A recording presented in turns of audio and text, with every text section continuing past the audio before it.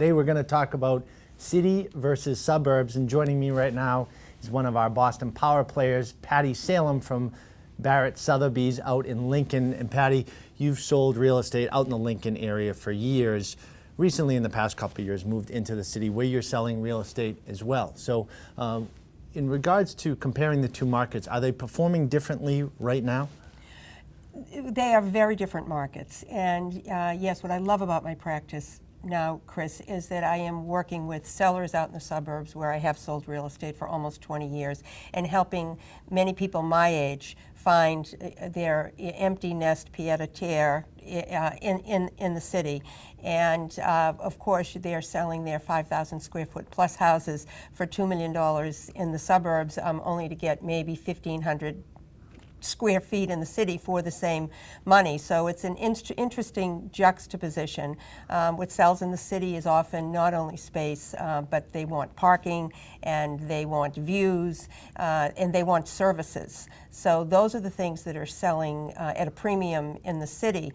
Whereas in the suburbs, I actually think that smaller houses are becoming more popular. Even people, younger people who have the cash on hand to buy the house do not want expensive operating costs.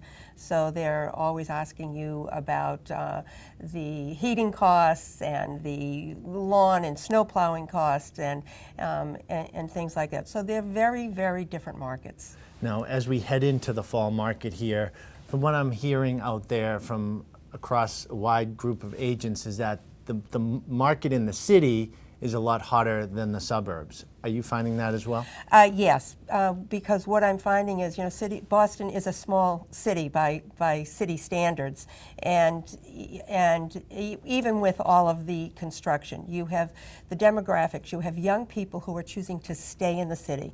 When I was having children, as soon as you thought about having a baby, you thought about moving out to the suburbs. The kids today stay until their first child has to go to school. So sometimes they have 2 or 3 children and stay in the city as long as they can in a small space, and only move when they have to start making the choice or have the resources to stay in the city and buy more space and send their kids to private school.